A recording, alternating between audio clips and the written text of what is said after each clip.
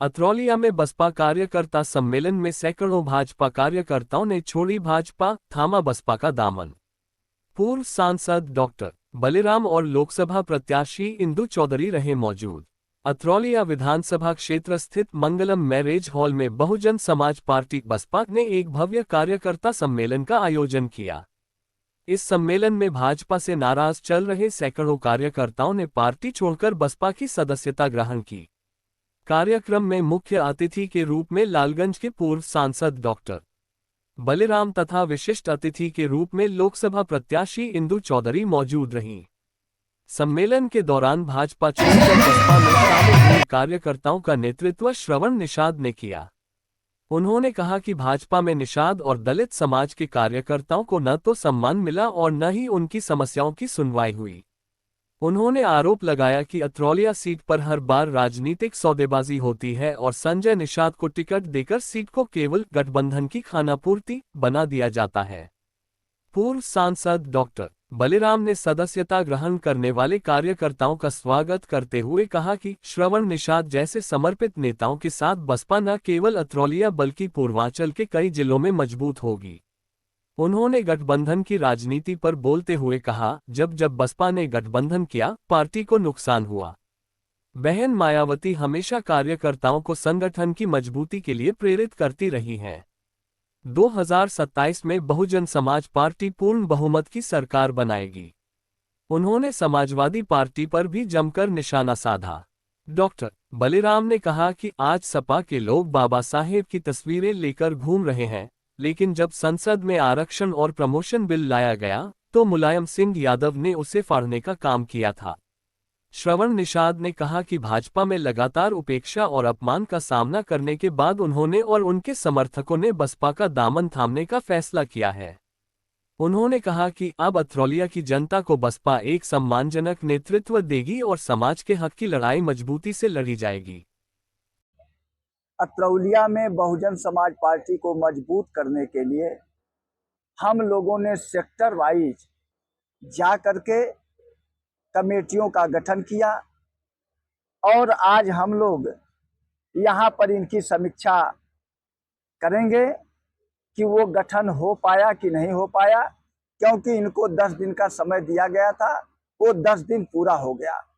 और इसी बीच में भाई समर कुमार निषाद जी ने हम लोगों से ये कहा कि अब हम भी बहुजन समाज पार्टी की सदस्यता ग्रहण करना चाहते हैं।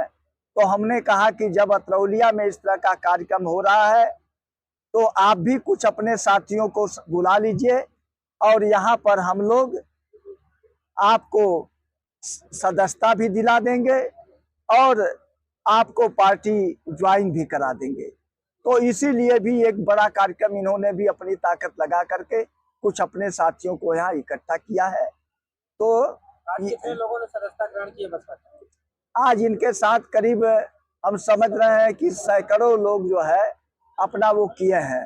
कुछ लोग तो उधर अंदर कुछ तैयारी कर रहे हैं, उधर बैठे हुए हैं और सामने भी यहाँ बैठे हैं। सैकड़ों लोगों ने आज सदस्यता ग्रहण ये किया है। तो आगामी चुनाव जो है मीरा मायावती और अखिलेश गठबंधन करेगी इसमें?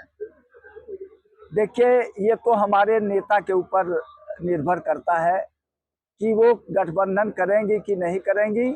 इसके बारे में हम कुछ नहीं कर सकते, लेकिन इतना मैं जरूर कह रहा हूं कि आज बहन कुमारी मायावती जी बड़े पैमाने पर वह सक्रिय रूप से अपने कार्यकर्ताओं के बीच में जाकर के उनकी मीटिंगें करके उन्हें बहुजन समाज पार्टी को मजबूत करने के लिए वह हमेशा उन्हें बार बार उनको निर्देश देती रहती हैं। और जहां तक गठबंधन का सवाल है, आप जानते हैं कि जब जब विमेल गठबंधन हुआ है तब तब हमारा नुकसान हुआ है। इसलिए बहन जी खूब सोच समझ करके वो गठबंधन करेंगी और बहुजन समाज पार्टी खुद इतना मजबूत है।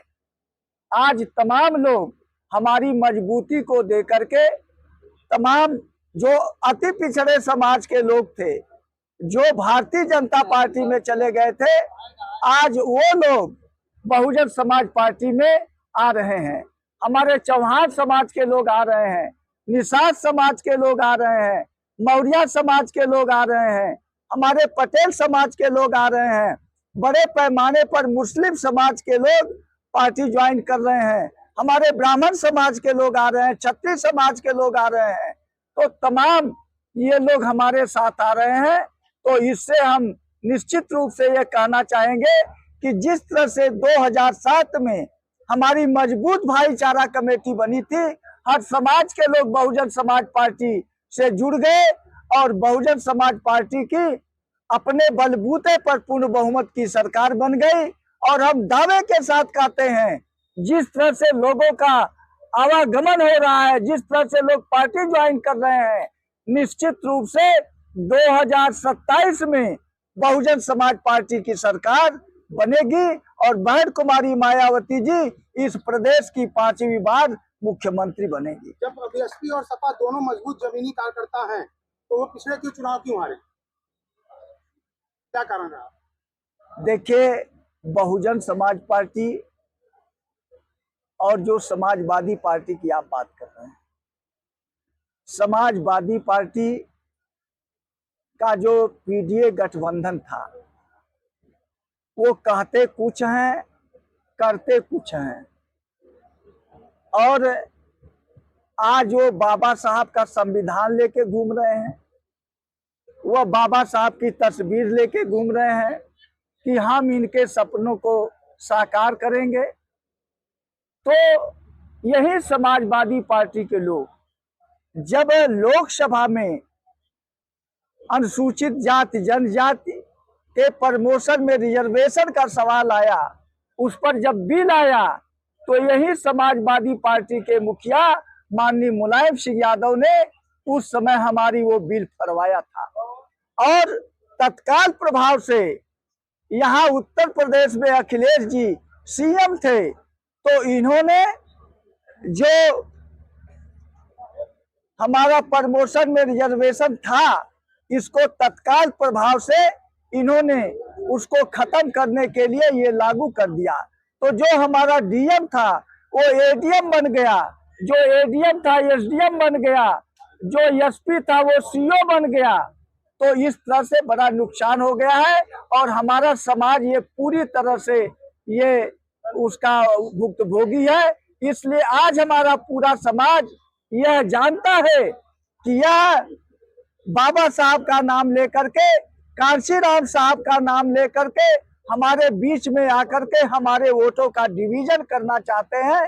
तो यही हम लोग भी समझा रहे हैं और हमारा समाज पूरी तरह से सचेत हो गया है और ऐसे लोगों को निग्लेक्ट करना है। आज अखिलेश जी की जब मैं बात करूं, तो बहन जी ने उत्तर प्रदेश में, चाहे वो लखनऊ हो चाहे नोएडा हो, जब बाबा साहब डॉक्टर अंबेडकर का पार्क बनाया, महान पुरुषों का पार्क बनाया, तो यही अखिलेश यादव जी ने कहा कि यह तो अय्याशी का अड्डा है। बाबा साहब डॉक्टर अंबेडकर के पार्क को अय्याशी का अड्डा बना रहे हैं। तो ऐसे लोग क्या बाबा साहब के मिशन और मूवमेंट को आगे बढ़ा सकते हैं? क्या उसको पूरा कर सकते हैं? इसलिए साथियों, आज हम लोग पूरी तैयारी कर रहे हैं और हमारे तमाम मत पिछड़े समाज के लोग, माइनॉरिटी के लोग, हमारे अपर कास्ट के लोग बहुजन समाज पार्टी में शामिल हो रहे हैं। मैं उनका स्वागत कर रहा हूं, उनका सम्मान कर रहा हूं। भाजपा छोड़ के बहुजन समाज पार्टी क्यों, क्या कारण था, इसके बारे में बताइए। भारतीय जनता पार्टी में हम लोग आज 15-16 साल से थे। कोई हम लोगों का दलित, अदर, बैकवर्ड, निषादों का कोई सम्मान नहीं होता है और हम लोगों का पार्टी में ही शोषण होता है, अत्याचार हम लोगों के साथ होता है। इस सब को देखते हुए हमने ये निर्णय लिया है कि आज बहुजन समाज पार्टी को सदस्यता ग्रहण करें। कार्यकर्ता सम्मेलन कराए हैं, जी। आप विधानसभा से दावेदारी कर रहे हैं। जी, अब ये पार्टी की बहन कुमारी मायावती जी के दिशा निर्देश के अनुसार ही काम किया जाएगा। जो पार्टी का निर्णय रहेगा उसे कितने लोग यहाँ पे आप कार्यकर्ताओं के साथ ज्वाइनिंग किए हैं? कम से कम यहाँ पे आज हजारों के कार्यकर्ताओं के साथ हमने पार्टी ज्वाइन की है। बसपा में आने से वो सम्मान आपको मिलेगा? बहुत सम्मान मिल रहा है और हमने